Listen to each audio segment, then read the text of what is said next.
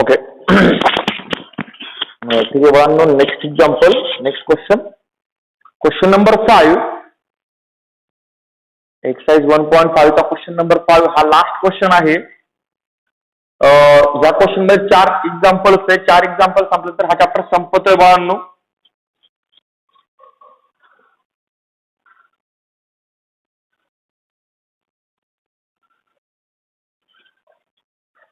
Okay. Question खूप simple आहे. काय आहे क्वेश्चन नीट समजून घ्या. Obtain the simple logical expression of the following. Draw the corresponding switching circuit. म्हणजे त्यांनी ऑलरेडी तुम्हाला एक लॉजिकल एक्सप्रेशन दिलेलं आहे. पावर का मी पहिल्या सेंटेन्सचा मिनिंग सांगतो की पहिले काय करायचं तुम्हाला. जास्त कन्फ्युज नाही व्हायचं, नीट समजून घ्या काय करायचंय. Obtain the simple logical expression म्हणजे बाळांनो जे लॉजिकल एक्सप्रेशन दिलंय याला सिम्प्लिफाय करून सिंपल लॉजिकल एक्सप्रेशन तयार करा. Draw the corresponding switching circuit. नंतर करस्पॉन्डिंग स्विचिंग सर्किट काढा. म्हणजे कोणाच जुन्या लॉजिकल एक्सप्रेशनचं का नवीन लॉजिकल एक्सप्रेशनचं? तर नवीन लॉजिकल एक्सप्रेशनचं. जुन्या लॉजिकल एक्सप्रेशनचं नाही. पहिले ड्रॉ नाही करायचं, पहिले सिम्प्लिफाय करायचं नंतर ड्रॉ करायचं. म्हणजे ड्रॉ कोणाला करावं लागेल? ज्याला तुम्ही सिम्प्लिफाय कराल तर त्याला ड्रॉ करावं लागेल. मॅथ्स ज्या स्टेप पर्यंत आलं एक्झाम्पल त्या स्टेप मध्ये मॅथ्सला पुढे कंटिन्यू होतं, मागे यायचं नाही. म्हणजे तुम्हाला एक लॉजिकल एक्सप्रेशन दिलंय. हे लॉजिकल एक्सप्रेशन लॉचा यूज करून सिम्प्लिफाय करायचं. एक छोटं सिंपल लॉजिकल एक्सप्रेशन भेटल. त्या सिंपल लॉजिकल एक्सप्रेशनचं सर्किट ड्रॉ करायचं. एवढा सिंपल एक्झाम्पल आहे. त्याचं फर्स्ट एक्झाम्पल घ्या बाळांनो. त्यातलं first example P or into bracket Q and negation Q. Okay बाळांनो, सिंपल एक्झाम्पल आहे. सरळ सरळ बोले the given logical expression is P or Q and negation Q. घेतला त्यानंतर विच इज लॉजिकली इक्विव्हॅलेंट. सोडवायचं आता हे. आता बाळांनो डायरेक्टली पाहून घ्या. इथे अँड ऑर आहे पण डिस्ट्रीब्युटिव्ह लॉ न यूज करता डायरेक्टली इथे जर तुम्ही नीट पाहिलं तर इथे एक स्टेटमेंट आले आणि त्याचं निगेशन आले. जर स्टेटमेंट आणि त्याचं निगेशन दोघं पण एका ब्रॅकेटमध्ये येत असतील तर बाळांनो आपण तिथं कोणता लॉ यूज करतो? Complement law. Direct complement law hold होतो इथे. मग डायरेक्ट कॉम्प्लिमेंट लॉ होल्ड होणार. पी ऑर बाळा इथे मध्ये कनेक्टिव्ह आहे अँड. बाळा अँडचं लॉजिक काय आहे? जर दोन्ही टी आले तर आन्सर टी, नाही तर आन्सर आहे. मग ज्यावेळेस हा टी असणार त्यावेळेस हा एफ असणार आणि ज्यावेळेस हा टी असणार त्यावेळेस हा एफ असणार. मग दोन्ही ऍट टाइम टी येऊ शकतायत का? नाही. म्हणजे याचा आन्सर असणार आहे बाळांनो एफ. बरोबर आहे. कोणता लॉ यूज केला?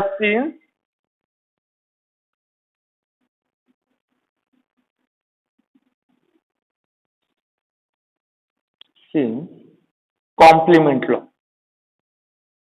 कोणता लॉ वापरला बाळांनो? Complement law. आता कॉम्प्लिमेंट लॉ नंतर 101% आपण कोणता लॉ यूज करतो? Identity law. मग बाळांनो इथे मला यूज करायचं आहे आयडेंटिटी लॉ. इथे वापरायचा आयडेंटिटी लॉ. आता आयडेंटिटी लॉ वापरताना मी काय विचार करतो? मध्ये परत कनेक्टिव्ह घेतो. कनेक्टिव्ह कोणता आहे? मध्ये ऑर. ऑरचं लॉजिक काय? दोन्ही एफ आले तर आन्सर एफ, नाही तर आन्सर टी. पण दोघांपैकी एक तर एफ आलेला आहे. मला दुसरा एफ येणार की टी येणार? हे कम्प्लिटली डिपेंड कोणावर असणार? फक्त पी वरती. कारण की जर पी ची व्हॅल्यू टी आली तर आन्सर टी येणार आणि पी ची व्हॅल्यू एफ आली तर आन्सर एफ येणार. म्हणजे व्हॅल्यू पूर्णपणे डिपेंड कोणावर आहे? तर व्हॅल्यू डिपेंड आहे पी वर. व्हॅल्यू डिपेंड कोणावर आहे? व्हॅल्यू डिपेंड आहे पी वर. ओके बाळांनो, कोणता लॉ आहे हा?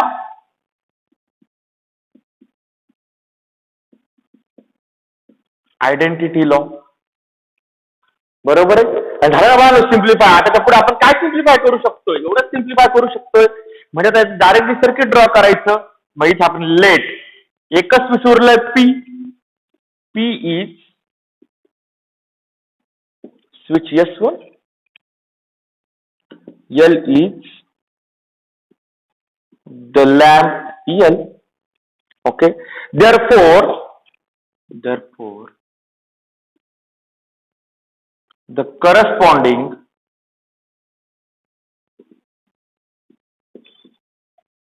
Therefore, the corresponding switching circuit is बाळांनो काय येईल करस्पॉन्डिंग स्विचिंग सर्किट? तर सर्वात महत्वाचा मुद्दा आहे तो म्हणजे ह्या सर्किट मध्ये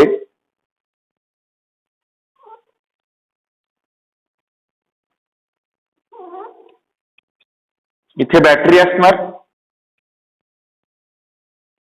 इथे लॅम्प असणार, ही डायरेक्शन ऑफ करंट असणार आणि पी हे एकच स्विच आहे म्हणजे इथं एकच स्विच असणार S1. ओके बाळांनो, पहिलं एक्झाम्पल होतं स्ट्रेट फॉरवर्ड, बाजूला आलं नीट पाहून घ्या पूर्ण. तुम्हाला एक लॉजिकल एक्सप्रेशन दिलेलं होतं, तुम्ही ते लॉजिकल एक्सप्रेशन लॉच्या साह्याने सोडवलं, सिम्प्लिफाय केलं आणि सिम्प्लिफाय होऊन आलेलं जे छोटं स्टेटमेंट आहे याचं सर्किट ड्रॉ केलं. क्वेश्चन पण तोच आहे. सर्वात पहिले सिम्प्लिफाय करा, नंतर नवीन सर्किट ड्रॉ करा. ओके बाळांनो, स्क्रीनशॉट घ्यायचा आहे कारण की पहिलं एक्झाम्पल होतं छोटं एक्झाम्पल होतं, पुढचं एक्झाम्पल थोडंसं मोठं आहे, आपला पूर्ण बोर्ड लागणार आहे, त्याचा ते पुसावं लागणार आहे. ओके, फर्स्ट एक्झाम्पल बाळांनो स्क्रीनशॉट घ्यायचा आहे.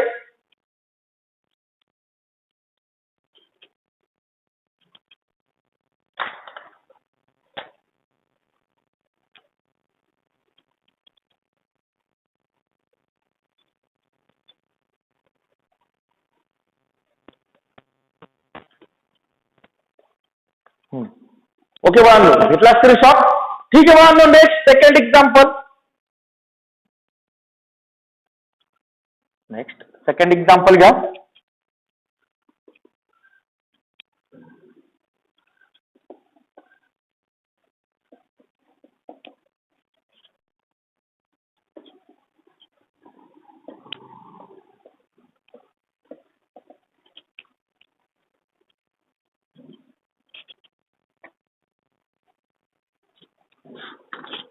Second example,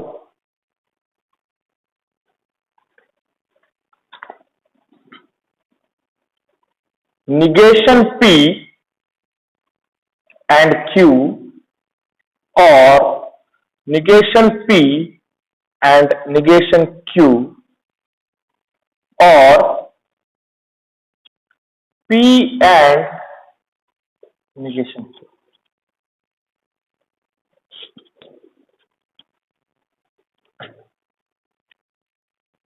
ओके बाळांनो, बुक मध्ये जर साहित्य घेतलंय मी. ओके, सेकंड एक्झाम्पल घेतलंय, निगेशन पी अँड क्यू पहिल्या ब्रॅकेट मध्ये और negation P and negation Q second bracket मध्ये और P and negation Q third bracket आहे. ओके बाळांनो, सोल्युशन करा बरं. स्टार्ट सिम्प्लिफाय करायचं. सर्वात पहिले लॉ यूज करायचे. Solution, the given logical expression is, the given logical expression is, बाळांनो काय लॉजिकल एक्सप्रेशन दिलेलं आहे? Negation P and Q or negation P and negation Q or P and negation Q. आता बाळांनो सर्वात महत्वाचा मुद्दा पहा, इथे 3 ब्रॅकेट आहे. हा फर्स्ट ब्रॅकेट, हा सेकंड ब्रॅकेट, हा थर्ड ब्रॅकेट, सगळ्यांमध्ये कनेक्टिव्ह ऑरच आहे.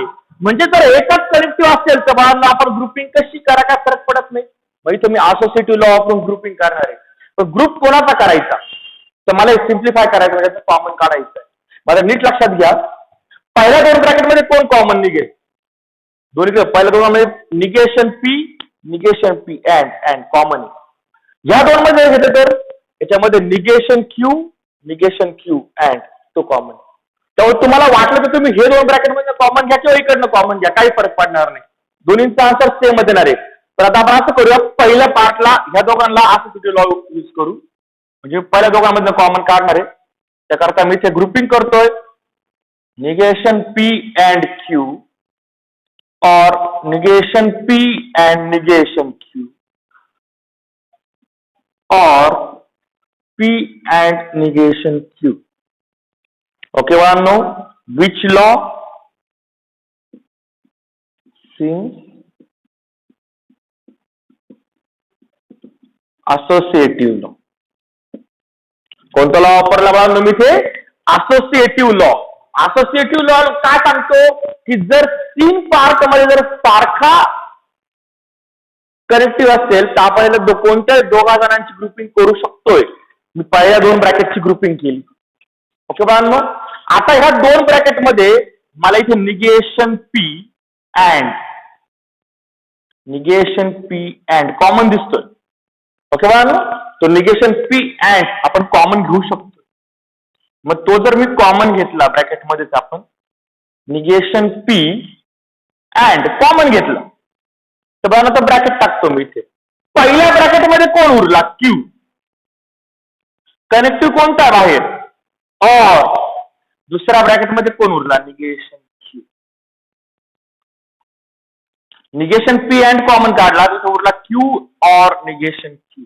आणि तो बाळांनो तो तिसरा ब्रॅकेट जो आहे अजून आपण त्याचा काहीच विचार केलेला नाही. तसंच राहू. ओके बाळांनो, आता कॉमन काढणं हा कोणता लॉ आहे?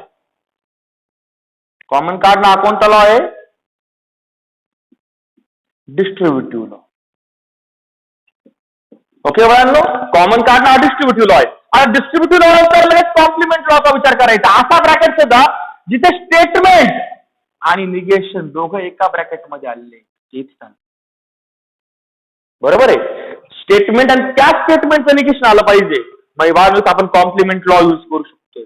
बाळांनो कॉम्प्लिमेंट लॉ यूज कसा होणार? त्यासाठी आपण परत पाहणार काय त्या दोघांमध्ये कनेक्टिव्ह कोणता आहे हे डोक्यात ठेवा. हे सगळं कनेक्टिव्ह वर डिपेंड असतं. कनेक्टिव्ह आहे ऑर. मग ऑर जर असेल तर ऑरचं लॉजिक काय बाळांनो?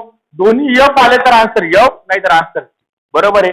पण दोन्ही एफ येऊ शकत नाही कारण की जर हा एफ असला तर हा टी असणार आणि हा एफ असला तर हा टी असणार. म्हणजे दोन्ही ऍट टाइम एफ येऊ शकत नाहीये. त्याचा आन्सर येणार आहे बाळांनो टी. और पी अँड निगेशन क्यू. बरोबर आहे. ओके बाळांनो, कोणता लॉ यूज झाला इथे?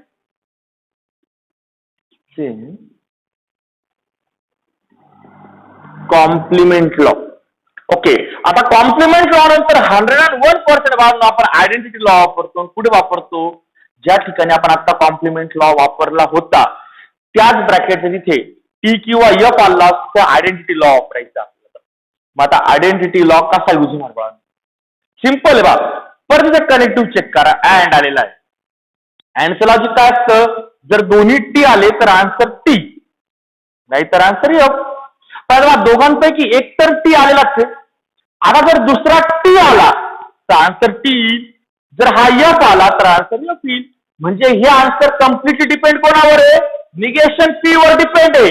म्हणजे बाळांनो ह्या ब्रॅकेटची व्हॅल्यू निगेशन पी. याची पूर्ण व्हॅल्यू लिहिली निगेशन पी या ब्रॅकेटची.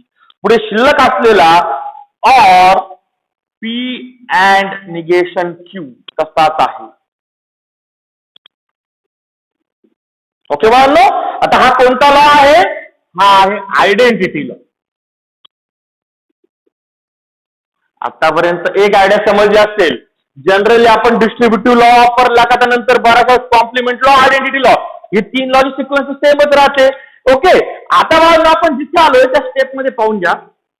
ब्रॅकेटच्या बाहेर निगेशन पी, ब्रॅकेटच्या आत पी, ब्रॅकेटच्या बाहेर कनेक्टिव्ह ऑर आहे, ब्रॅकेटच्या बाहेर कनेक्टिव्ह ऑर आहे, ब्रॅकेटच्या आत कनेक्टिव्ह अँड आहे. मग आता बाळांनो मी असं करतो, हा जो बाहेरचा आहे ना निगेशन पी ऑर आणि आतमधला कनेक्टिव्ह वेगळा आहे. मग कनेक्टिव्ह वेगळा आहे ना तर मी काय करतो दोघांनाही डिस्ट्रीब्यूट करून देतो, वाटून देतो. बरोबर आहे. म्हणजे बाळांनो इथं काय होणार आहे?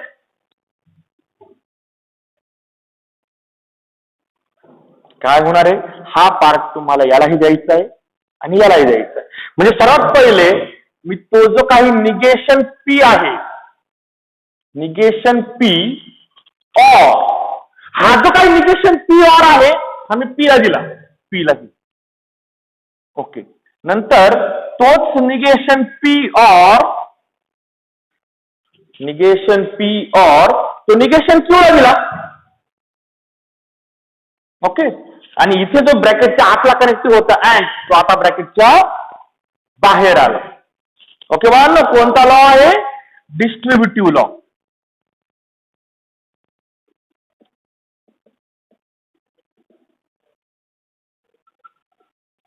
Distributive law. ओके बाळांनो, हा आहे डिस्ट्रीब्युटिव्ह लॉ. ओके, नंतर पुढे आता डिस्ट्रीब्युटिव्ह लॉ नंतर कोणता लॉ वापरायचा बाळांनो? डिस्ट्रीब्युटिव्ह नंतर शक्यतो कॉम्प्लिमेंट येतो. चेक करा, असा एखादा ब्रॅकेट आलाय का जिथं स्टेटमेंट आणि त्या स्टेटमेंटचं निगेशन एका ब्रॅकेटमध्ये आलंय? रिच आलंय पा. स्टेटमेंट आहे पी आणि त्याचं निगेशन आलंय निगेशन. बरोबर आहे. मग आता बाळांनो इथे मला वापरायचा कोणता लॉ आहे? Complement law. आता कॉम्प्लिमेंट लॉ कसा वापरणार नीट पाहून घ्या. सर्वात पहिले पी आला, नंतर निगेशन पी आला. मध्ये कनेक्टिव्ह आहे ऑर. बाळांनो ऑर हा कनेक्टिव्ह, ऑर कनेक्टिव्ह असेल तर लॉजिक काय असतं? ऑरचं लॉजिक काय? सेकंड लास्ट लेक्चर बाळांनो, किंवा लास्टला सेकंड लास्ट लेक्चर होईल असं तर एक्झाम्पल समजा संपून जाईल चॅप्टर. नीट सांगा ऑरचं लॉजिक काय आहे? जर दोन्ही एफ आले तर आन्सर.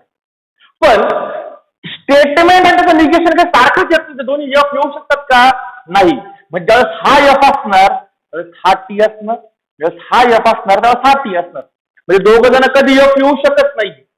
बरोबर आहे. मग याचा आन्सर नेहमी काय असणार बाळांनो?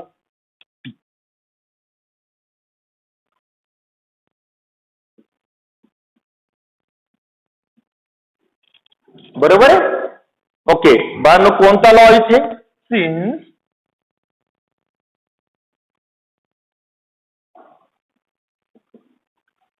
Complement law.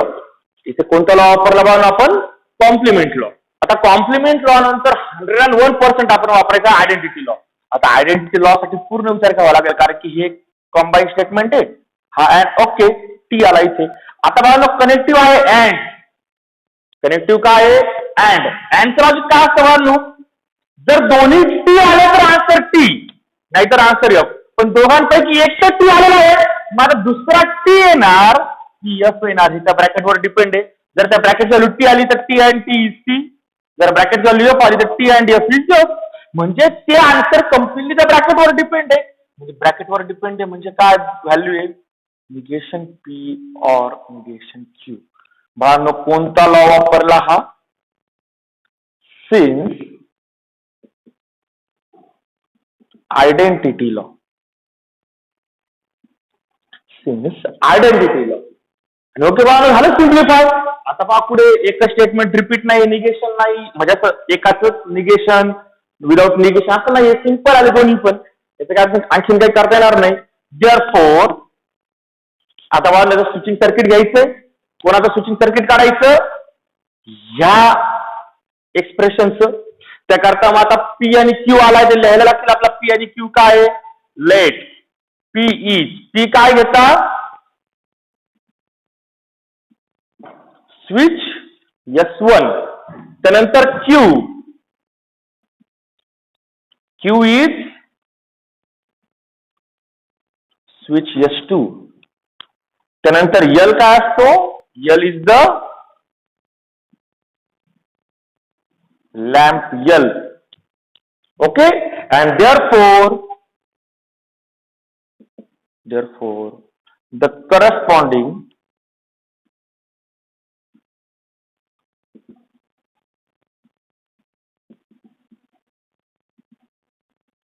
switching circuit is the corresponding switching circuit is. आता मला स्विचिंग सर्किट काढायचं आहे. सर्वात पहिला मुद्दा आहे जो बेसिक पार्ट आहे कोणता? बॅटरी आणि लॅम्पचा. तो तर आहेच. डायरेक्शन ऑफ करंट पण आहेच. बरोबर आहे. आता विचार करा, इथे दोन स्टेटमेंट आहे एकमेकाला ऑर मध्ये. ऑर म्हणजे बाळांनो पॅरलल. ऑर म्हणजे काय? पॅरलल. ठीक आहे, ऑर म्हणजे पॅरलल आणि दोन स्विचेस एकमेकाला पॅरलल टाकले फक्त मी.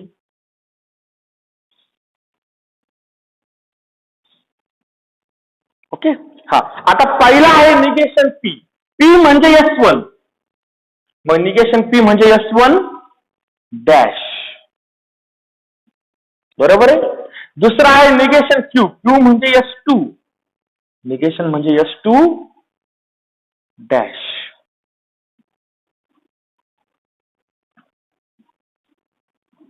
S2 dash. ओके बाळांनो, स्क्रीनशॉट घ्यायचा आहे.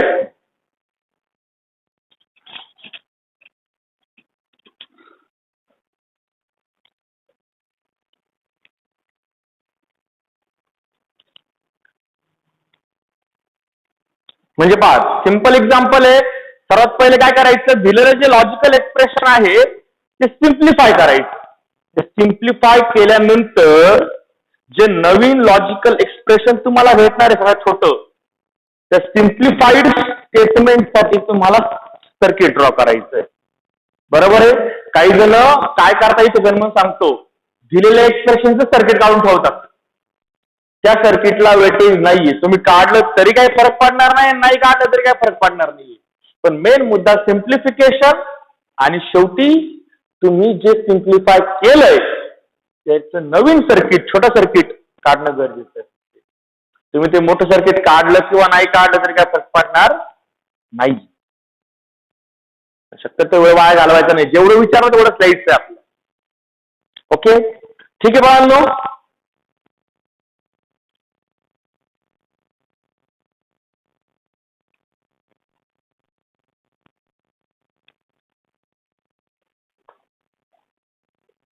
ठीक आहे बाळांनो. Okay, next example number 3. बाळांनो, स्क्रीनशॉट घ्यायचा आहे. घेतला स्क्रीनशॉट प्रत्येकाने? स्क्रीनशॉट घ्यायचा आहे पटकन.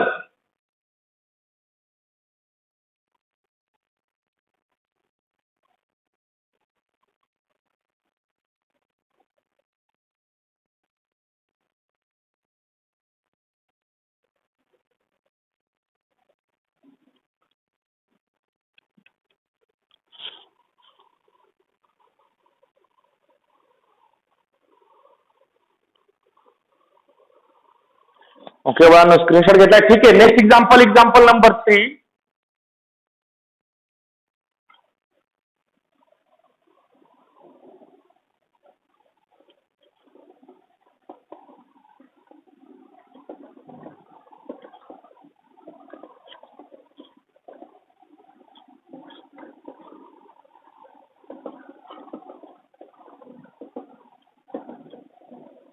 Example number 3.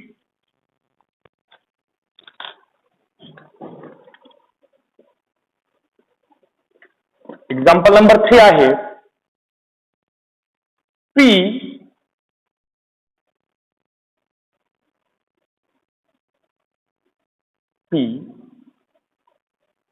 or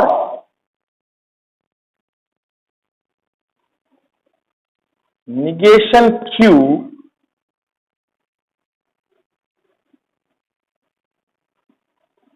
or negation R and P or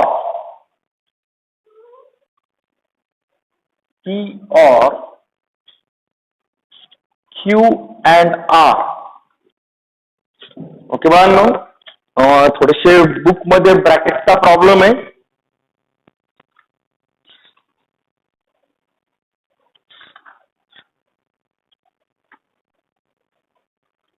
okay, P or negation Q or negation R and P or Q and R. Okay बाळांनो, ब्रॅकेटचा problem असा बुक मध्ये. ओके, करा simplification.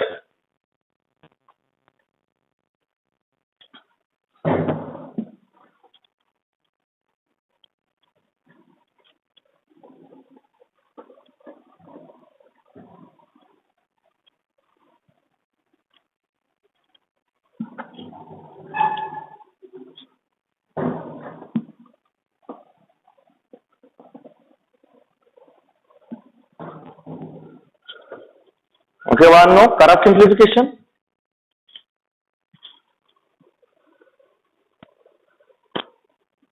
Okay, solution. The given logical expression is P or negation Q or negation R and P or Q and R. Okay बाळांनो, आता तुम्हाला इथे clear cut दिसणार आहे का दोन्ही ब्रॅकेट मध्ये जो पहिला पार्ट आला ना तो कॉमन आहे, पी ऑर. पण बाळांनो, तो कॉमन करण्यासाठी पुढे एक छोटा ब्रॅकेट याला पण येणं गरजेचं आहे. मग आता मी काय करतो, पहिले हा मला कॉमन काढायचा आहे हे मला माहितीच आहे, पण त्याआधी मी ह्या दोघांना एक ग्रुप करतो आणि यातनं निगेशन कॉमन काढतो. आता निगेशन बरोबर डील करणं म्हणजे हा कोणता लॉ असतो, डी मॉर्गन्स लॉ. मग पी ऑर काढला, पी ऑर ठेवला बाजूला. ओके, त्याच्यात निगेशन कॉमन काढा. जर निगेशन कॉमन काढलं तर क्यू, निगेशन क्यूचा काय उरणार, क्यू. ऑरचा काय होणार, अँड. आणि निगेशन आरचा काय होणार, आर. बरोबर आहे बाळांनो, काय केलं, फक्त निगेशन कॉमन काढलेला आहे. ओके बाळांनो, फक्त निगेशन कॉमन काढला. And P or Q and R. Okay, one since which law? Since De Morgan's law. De Morgan's law. तुम्ही हा जर निगेशन आत दिला तर निगेशन Q बरोबर आहे, अँडचं निगेशन R आणि आरचं निगेशन R होते का. आता आपण या दोन्ही ब्रॅकेट मधनं P ऑर जो आहे तो कॉमन काढू शकतोय. मग बाळांनो, पी ऑर कॉमन घ्या बरं. जर मी तो पी ऑर कॉमन घेतला तर ब्रॅकेट मध्ये काय उरणार, सगळ्यात पहिले उरला negation of Q and R, नंतर इथे मध्ये उरला अँड आणि इथे उरला क्यू अँड आर. ओके बाळांनो, हा कोणता लॉ आहे, काय केलंय परत पाहून घ्या. इथं पी ऑर कॉमन काढला, पी ऑर कॉमन आल्यानंतर इथे उरला negation of P and R, हा ब्रॅकेट आणि निगेशन अँड तो ब्रॅकेट. ओके बाळांनो, हा कोणता लॉ आहे, कॉमन काढणं, distributive law. Okay, distributive law नंतर कोणता लॉ वापरायचा आहे, कॉम्प्लिमेंट लॉ. कॉम्प्लिमेंट लॉ कुठे वापरता, इकडे पहा, हे निगेशन आहे आणि हे ते बेसिक स्टेटमेंट आहे, सारखंच आहे. मग आता बाळांनो, इथे वापरायचा तुम्हाला कोणता, कॉम्प्लिमेंट लॉ. विचार करा इथे कॉम्प्लिमेंट लॉ कसा वापरणार आता. ओके, देअरफोर तो जो पी ऑर आहे तो तसाच राहिला. आता मध्ये कनेक्टिव्ह अँड आहे, म्हणजे जर हा टी असेल तर हा एफ असणार आहे, हा टी असेल तर हा एफ असणार आहे. अँड काय म्हणतो, दोन्ही टी आले तर आन्सर टी, नाही तर आन्सर एफ. पण दोन्ही सारखेच येऊ शकत नाही, तर टी येण्याचा विषयच नाहीये. म्हणजे आता आन्सर येणार आहे बाळांनो F. Since which law, complement law. आणि बाळांनो, कॉम्प्लिमेंट लॉ नंतर तुम्हाला यासाठी वापरायचा आहे तो आयडेंटिटी लॉ. आता बाळांनो, आपण आयडेंटिटी लॉ कसा वापरतो, आयडेंटिटी लॉ. मग आन्सर एफ वर डिपेंड आहे का पी वर डिपेंड चेक करायचंय. मध्ये कनेक्टिव्ह आहे ऑरचं लॉजिक काय, दोन्ही एफ आले तर आन्सर एफ, नाही तर आन्सर टी. मग आता जर पी ची व्हॅल्यू टी असेल तर आन्सर टी येईल आणि पी ची व्हॅल्यू जर एफ असेल तर आन्सर एफ येईल. म्हणजे हे आन्सर कम्प्लिटली डिपेंड आहे पी वरती. म्हणजे हे आन्सर जे आहे ते कम्प्लिटली डिपेंड आहे पी वरती. By which law, identity law. Identity. आणि झालं बाळांनो सिम्प्लिफाय, एकच स्विच उरलं पी. ओके, मग P is switch S1, L is the lamp, and therefore the corresponding switching circuit is P म्हणजे S1. ओके बाळांनो, ही आहे आन्सर. स्क्रीनशॉट घ्यायचा बाळांनो.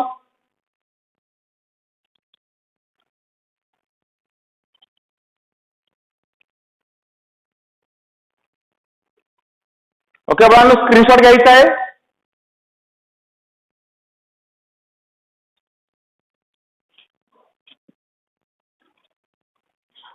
ओके बाळांनो, स्क्रीनशॉट घ्यायचा, घेतला स्क्रीनशॉट.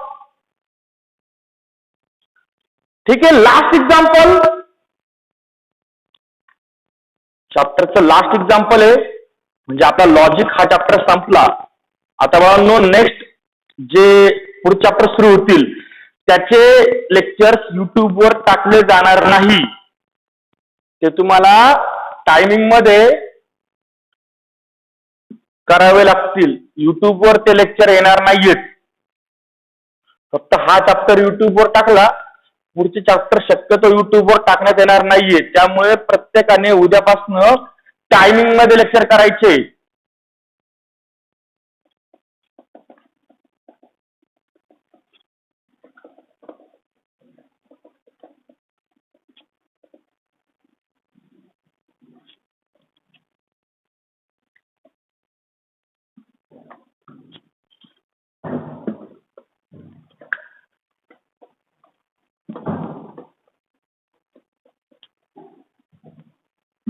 ओके बाळांनो, नेक्स्ट आणि लास्ट एक्झाम्पल. आता या एक्झाम्पल मध्ये बुक प्रिंटिंग मिस्टेक आहे, क्लिअर करून घ्या. Example number 4. P and Q and negation P and Q and negation P, or negation P and Q and R, or P and Q and R. Okay बाळांनो, दिसायला थोडंसं मोठं example आहे, actually सोपं example आहे. Okay, सगळ्यात पहिले solution. The given logical expression is P and Q and negation P, or negation P and Q and R, or P and Q and R. Okay बाळांनो, इथे क्लिअर कट दिसते बा, हे दोघं जणी सारखे एकत्र येऊ शकताय. मी काय केलं, फक्त या दोघांना अल्टर केला आणि ह्या दोघांचं ग्रुपिंग करून टाकलं, फर्स्ट आणि थर्डचं. म्हणजे कम्युनिटिव्ह लॉ आणि असोसिएटिव्ह लॉ मी आता कंबाईन यूज करणार इथे. म्हणजे इथे बाळांनो काय होणार पाहिजे, P and, सगळे अँडच आहेत, P and negation P and Q, बरोबर आहे. ओके, आणि त्याचबरोबर इकडे बाळांनो आपण असोसिएटिव्ह लॉ यूज करू, ह्या दोघांचा ग्रुपिंग करून घेऊ फक्त. म्हणजे इथे वापरणार मी ऑर, इथे negation P and Q and R, or P and Q and R. Okay बाळांनो, सिन्स कोणते कोणते लॉ वापरले, त्यामध्ये दोन लॉ वापरलेले. कोणता, commutative law and associative law.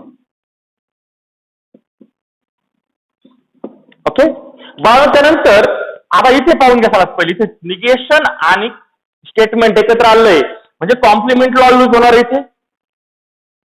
मग ती जर कॉम्प्लिमेंट लॉ यूज केला तर काय होईल बाळा याचा आन्सर, कॉम्प्लिमेंट लॉने हा पी असेल तर, हा जर टी असेल तर हा एफ असणार, आणि हा एफ असेल तर हा टी असणार. म्हणजे बाळांनो इथं सिंपल मुद्दा आहे, याचा आन्सर कधीच टी येऊ शकत नाही. अँड काय, only T and T is T ना, म्हणजे दोन्ही टी येऊ शकत नाही. आन्सर असणार आहे एफ अँड क्यू.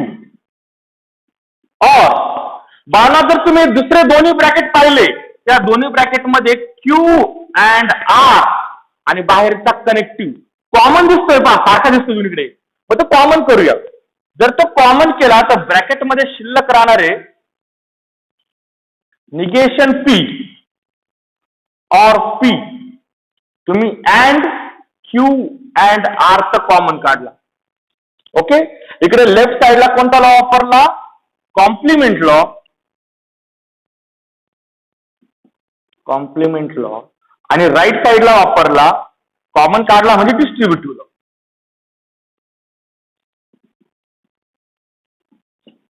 ओके. आता बाळांनो इकडे वापरायचा कोणता आयडेंटिटी लॉ आणि इथे वापरायचा कॉम्प्लिमेंटरी. ओके. मग आयडेंटिटी लॉ काय सांगतो बाळांनो इथे? ओके, इथे आयडेंटिटी लॉ काय होईल? F and Q.